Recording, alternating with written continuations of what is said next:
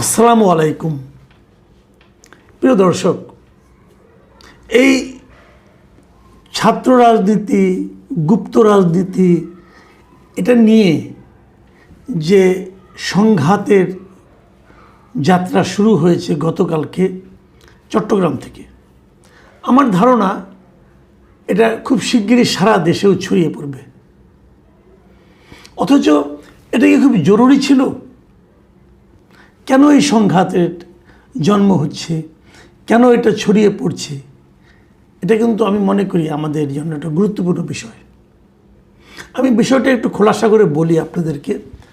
মঙ্গলবার দিন কি হলো? মঙ্গলবার দিন চট্টগ্রামের সিটি কলেজের ক্যাম্পাসে ওই গত জুলাই আন্দোলনের সময় যে বিভিন্ন রকম গ্রাফিতি লেখা হয়েছিল, বিভিন্ন রকম স্লোগান, বিভিন্ন রকম প্রত্যাশার কথা লেখা হয়েছিল, এবং আন্দোলনের শেষে যখন ছাত্রলীগ পালিয়ে গেল তখনও লেখা হয়েছিল। সেরকম একটা লেখা ছিল চট্টগ্রাম সিটি কলেজের একটা দেয়ালে, যে ছাত্র রাজনীতি ও ছাত্রলীগ মুক্ত ক্যাম্পাস। কে লিখেছিল? যারা আন্দোলন করেছিল তারাই লিখেছিল। এবং তাদের প্রত্যাশাটা কী ছিল? যে এই ক্যাম্পাস হবে ছাত্র রাজনীতি মুক্ত এবং ছাত্রলীগ মুক্ত। আসলে ছাত্র রাজনীতি মুক্ত বললেই তো ছাত্রলীগও মুক্ত হয়ে যায়। ছাত্র রাজনীতি মুক্ত মানে সবই রাজনীতি। ছাত্র জল যেটা করে সেটাও ছাত্র রাজনীতি, ছাত্র শিবির যেটা করে সেটাও ছাত্র রাজনীতি। তো ছাত্র রাজনীতি মুক্ত বললেই সব হয়ে যায়। কিন্তু তারা লিখেছিল তাদের আবেগ থেকে, ওই সময় ক্রোধ, ক্ষোভ এটা মনে করেন ছাত্রলীগের উপর বেশি ছিল। কাজে ছাত্র রাজনীতি বলেও তারা ক্ষান্ত হয়নি, তারা সেখানে ছাত্রলীগকেও জুড়ে দিয়েছে। তাহলে প্রত্যাশাটা হলো ক্যাম্পাসে ছাত্র রাজনীতি থাকবে না। এরপর এবার গত মঙ্গলবার দিন মানে তার আগের রাতে সেই কলেজ শাখা ছাত্র দলের যুগ্ম আহ্বায়ক মিস্টার আব্দুল্লাহ মামুনের নেতৃত্বে, এই জিনিসটা তো আমি দেখে আসিনি, আমি পত্রিকায় যেটা পেলাম আর কি, আব্দুল্লাহ মামুনের নেতৃত্বে একদল নেতাকর্মী সেখানে যায় এবং ওই গ্রাফিতি থেকে ছাত্র রাজনীতির জায়গায় ছাত্র শব্দটিকে মুছে দেয়। মুছে তার উপরে লেখে যে গুপ্ত। তাহলে দাঁড়ালো কি? গুপ্ত রাজনীতি ও ছাত্রলীগ মুক্ত ক্যাম্পাস। এখন এটা নিয়েই যত সংঘাত। এরপর পরের দিন এটা নিয়ে ছাত্র দল এবং ছাত্র শিবির, এদের নেতাকর্মীরা পরস্পরের সঙ্গে সংঘাতে জড়ায় এবং সংঘাতে জড়ানোর পর তারা 2 দফা পরস্পরের উপর হামলা করে। সকালে একবেলা করে, বিকেলে আরেক বেলা করে। এবং এটা খুব ভয়ঙ্কর সন্ত্রাস হয়। এবং ইন্টারেস্টিং ব্যাপার হলো, আমি কোনো মিডিয়াতে পড়েই আমি কিন্তু আসলে জানতে পারলাম না যে আহত কারা কারা হয়েছে, কোন দলের কতজন হয়েছে, জানতে পারলাম না। কেবল এটুকু জেনেছি যে ছাত্র শিবিরের একজনের নাকি গোড়ালি কেটে ফেলা হয়েছে, গোড়ালি নাকি কাটা পড়েছে। আবার ছাত্র দলের একজনের নাকি মাথাও ফেটে গিয়েছে, কিন্তু কারোর নাম নাই।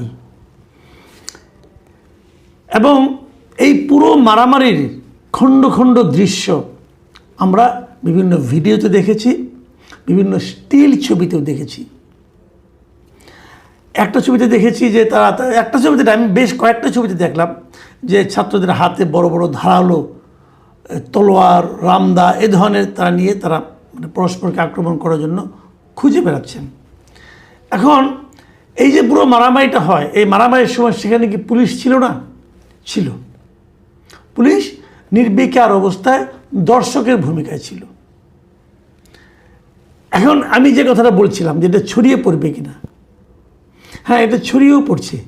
এরই মধ্যে রাজশাহী বিশ্ববিদ্যালয়ে দেখলাম, ওখানে যারা ছাত্র দলের লোক আছেন তারা বলতেছেন যে তারা নাকি গুপ্ত রাজনীতির বিরুদ্ধে অভিযান শুরু করেছেন। এবং ওরাও দেখলাম বিভিন্ন জায়গায় দেয়াল লিখন দিচ্ছেন যে গুপ্ত রাজনীতি বন্ধ করতে হবে। এখন আমার প্রশ্নটা হলো যে আপনারা ভেবে দেখুন একবার, আমার প্রশ্নটা আপনারাও ভাবুন একবার, যে গুপ্ত রাজনীতি ও ছাত্রলীগ, আচ্ছা গুপ্ত রাজনীতি কি প্রশংসনীয় কোনো কাজ? যদি কেউ ছাত্র রাজনীতি কেটে গুপ্ত রাজনীতি লিখে, তাহলে এতে কি কোনো একটা ছাত্র রাজনৈতিক দলের উদ্বিগ্ন হওয়ার অথবা দুঃখিত হওয়ার কোনো কারণ আছে? যতটুকু বুঝেছি ছাত্র শিবিরের লোকেরা তো খুব বিক্ষুব্ধ হয়েছে। কারণটা কি? তারা কি নিজেদেরকে গুপ্ত রাজনৈতিক দল মনে করে? তা তো নয়।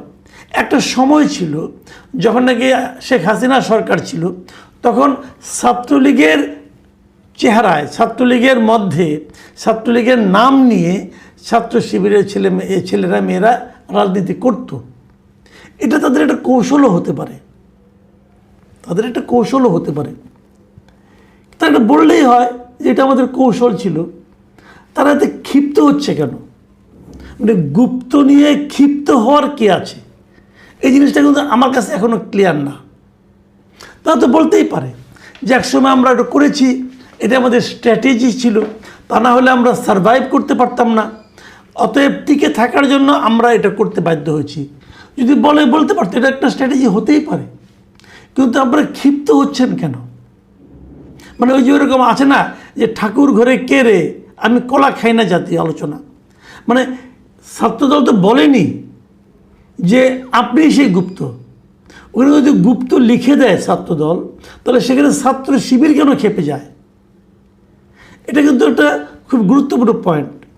তার মানে তাদের রাজনীতিতে তারা যে গুপ্ত ছিল, এটাকে তারা নিজেরাও খুব একটা এনজয় করতে পারছে না, অথবা নিজেরাও এটাকে খুব জাস্টিফাইড কাজ বলে মনে করতে পারছে না। এটাকে নৈতিকভাবে শক্ত সামর্থ্য কোনো কাজ বলে তারা নিজেরাও ভাবতে পারছে না। এটাই কি কারণ? হতে পারে এই কারণটা, আমি জানি না। কিন্তু মারামারিটা কেন হলো এটা আপনি আমাকে বুঝান। আজকে থেকে 2 বছর আগে যখন নাকি শেখ হাসিনা সরকার ছিল, তখন এই সিটি কলেজে ছাত্র দল এবং ছাত্র শিবির যারা আজকে প্রবল প্রতাপের সঙ্গে মারামারি করছে, তারা কোথায় ছিল? তারা লুকায়িত অবস্থায় ছিল। কেন? তখন আরেকটা সংগঠনের প্রবল দাপট ছিল। সেই ছাত্রলীগের যারা দাপটের নেতা ছিল তারা এখন কোথায়? মানে একসময় যারা বাঘ ছিল তারা এখন বিড়াল হয়ে পালিয়ে বেড়াচ্ছে, অথবা ইঁদুর হয়ে গর্তে ঢুকে পড়েছে। আর একসময় যারা ইঁদুর হয়ে গর্তে ছিল, অথবা বিড়াল হয়েছিল, অথবা মানে কোকিলের হয়ে বাচ্চা হয়ে কাকের মধ্যে বসবাস করছিল গুপ্ত অবস্থায়, তারা এখন বাঘ আকারে মারামারি করছে পরস্পরের সঙ্গে। একটা কথা ভাবুন তো, যে ছাত্রলীগের ওই মাস্তানরা, ওই বীর পুঙ্গবরা, তারা এখন কোথায়? তারা কেন নেই কেন? তাদের শক্তি কি এদের চেয়ে কম? এদের শক্তি কি বেশি? ছাত্রদল এবং ছাত্র শিবিরের শক্তি কি বেশি?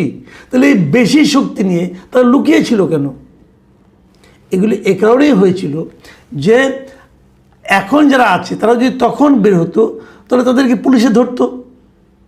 আর তখন যারা লুকিয়েছিল তারা এখন বের হয়েছে, তাদের কিন্তু পুলিশে ধরবে না। ওরকম উল্টোভাবে ছাত্রলীগের লোকেরা তখন যে মারামারি করতো, প্রকাশ্যে চাঁদাবাজি করতো, তাদেরকে পুলিশে ধরতো না। এখন তারা করতে আসলে ধরা খাবে পুলিশের কাছে। তাহলে মূল ভয়টা হলো রাষ্ট্রের কাছ থেকে ভয়টা, সরকারের কাছ থেকে ভয়টা। তাহলে সরকার এদেরকে প্রশ্রয় দিচ্ছে বলে এরা মারামারি করতে পারছে। সরকার কাছ থেকে প্রশ্রয় পাচ্ছে ছাত্র দল, এবং বিরোধী দল, প্রধান যে সংসদের বিরোধী দল, তাদের কাছ থেকে প্রশ্রয় পাচ্ছে ছাত্র শিবির। তাহলে কিন্তু গুপ্ত টুপ্ত কোনো ইস্যু না, ওটা হলো কিন্তু ঝগড়ার একটা অজুহাত, লাগে না? একটা অজুহাত তৈরি করে নিয়েছে।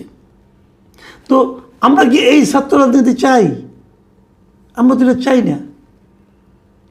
ছাত্র রাজনীতি, আমি যদি বলি যে বিএনপি যে কাজটা করেছে, মানে ছাত্র দল যে কাজটা করেছে, তারা ছাত্র রাজনীতি ছাড়া ক্যাম্পাস চায় না।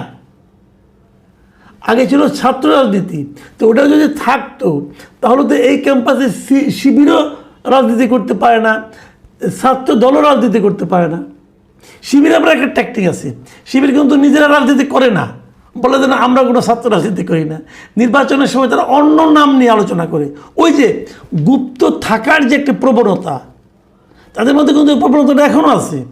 আপনি ঢাকা বিশ্ববিদ্যালয় দেখেন, অথবা অন্য চট্টগ্রাম বিশ্ববিদ্যালয় দেখেন, অথবা রাজশাহী বিশ্ববিদ্যালয় দেখেন, যেগুলোতে ছাত্র সংসদ ইলেকশন হয়েছে, কোথাও কিন্তু শিবির তার নিজের ব্যানারে রাজনীতি করে নাই, তার নিজের ব্যানারে ইলেকশনও করে নাই। আগের থেকে ছিল ছাত্রলীগের ব্যানারে, তারপর রাজনীতি করেছে অন্য একটা সংগঠনের ব্যানারে, এবং নির্বাচনও করেছে ওই সংগঠনের ব্যানারে। এবং তারা ছাত্র দলকেও হলগুলিতে কমিটি করতে দেয়নি, বলেছে যে না ছাত্র রাজনীতি বন্ধ। তারা কি আসলে ছাত্র রাজনীতি বন্ধ এই কথাটাকে বিশ্বাস করে না, বরঞ্চ তারা ছাত্র রাজনীতি করে গুপ্তভাবে করে। তাহলে এইটা দেখে ছাত্রদল যদি গুপ্ত রাজনীতি বন্ধের কথা বলে, আমি তো এখানে কোনো ভুল দেখছি না। তাহলে ওনারা মাইন্ড করে কেন? তার মানে ওনারা আসলেই গুপ্ত রাজনীতি করে। আবার বিপরীত দিকে মারামারিটা আপনি কেন করেন? কারণ সরকার অথবা বিরোধী দল আপনাদেরকে প্রোটেকশন দিতে পারে। পুলিশ কেন চুপ করে দাঁড়িয়ে থাকে? এই কারণে দাঁড়িয়ে থাকে, এদেরকে ধরলে বরং উল্টো পুলিশের উপরে একটা পানিশমেন্ট আসতে পারে। পুলিশকে হয়তো এমন প্রত্যন্ত অঞ্চলে বদলি করে দিবে যে তার জীবনই একদম ভয়ঙ্কর অবস্থা হয়ে যাবে। তাহলে চক্রটা কোথায়? এই চক্র থেকে আপনি বেরোবেন কিভাবে? এটা কিন্তু একটা, আমি মনে করি, বড় প্রশ্ন। আমি নিজে মনে করি পার্সোনালি, দেখেন আমি নিজে ছাত্র জীবনে রাজনীতি করতাম। আমি যখন ইউনিভার্সিটিতে পড়তাম আমি রাজনীতি করতাম ভাই, আমি অস্বীকার করি না। এবং যখন আমি করতাম তখন আমাদের সামনে কিন্তু ওই কথাটাই বলা হতো যে ৭১-এর যে মুক্তিযুদ্ধ হয়েছে সেটা কিন্তু ছাত্র রাজনীতির কল্যাণেই হয়েছে। কিন্তু ওই সময়কার যে বাস্তবতা, ওই সময়কার যে ছাত্র রাজনীতির চরিত্র, সেটাকে আপনারা বজায় রাখতে পারছেন? পারছেন না। ওই সময় ছাত্রলীগ কিন্তু আওয়ামী লীগকে পরিচালিত করত। বাংলাদেশের প্রথম বাংলাদেশের যে পতাকা, জাতীয় পতাকা, এটা কিন্তু আওয়ামী লীগ উত্তোলন করে নাই, ছাত্রলীগ উত্তোলন করেছিল। কাজেই ছাত্রলীগ বরঞ্চ আওয়ামী লীগের উপর একটা প্রেশার ক্রিয়েট করেছিল দেশটাকে স্বাধীন করার জন্য। সেই ছাত্র সংগঠনের চরিত্র কি এখন আছে? সেই সময় কিন্তু ছাত্রলীগের কমিটি আওয়ামী লীগ নির্ধারণ করে দিত না, কিন্তু এখন ছাত্রদলের কমিটিও ঠিক করে দেন বিএনপি, ছাত্র শিবিরের কমিটিও ঠিক করে দেন জামাত ইসলাম। মুখে বলে না আমরা কিছু জানি না, আমরা কিছু বুঝি না, কিন্তু ঠিক করে দেন। আর ছাত্রলীগ আমরা তো বলেই দিত যে কমিটি ঠিক করে দেবেন আপা, এগুলি তো হতো। তাহলে আমরা কি এই ছাত্র সংগঠন চাই যে ছাত্র সংগঠন মূল রাজনৈতিক দলের লাঠিয়াল হিসেবে কাজ করবে? আমরা এটা চাই না। কারণ এই লাঠিয়াল হিসেবে কাজ করে কারো আপনার গোড়ালি কাটা যাচ্ছে, কারো মাথা ফেটে যাচ্ছে, কিন্তু যেই মূল দল তাদের কিছু হচ্ছে না। তাহলে এই রাজনীতি ছাত্ররাই বা কেন করবে? আমি মনে করি রাজনৈতিক দলের লেজুর ভিত্তির ছাত্র রাজনীতি ইমিডিয়েট বন্ধ হওয়া উচিত। আর ওই ছাত্র রাজনীতি এবং গুপ্ত রাজনীতি দুটোই থাকা উচিত। বলা উচিত ছাত্র রাজনীতি মুক্ত ক্যাম্পাস, বলা উচিত গুপ্ত রাজনীতি মুক্ত ক্যাম্পাস। কেবল তাহলেই শিক্ষাঙ্গনগুলিতে প্রকৃত শিক্ষার পরিবেশটা গড়ে উঠবে। আমাদের শিক্ষামন্ত্রীকে প্রায় দেখি বেশ দৌড়ঝাঁপ করেন। আপনার কাছে অনুরোধ, দৌড়ঝাঁপের পাশাপাশি এই বিষয়টা নিয়ে একটু ভাবেন। প্রিয় দর্শক, এখন এ পর্যন্তই। আল্লাহ হাফিজ।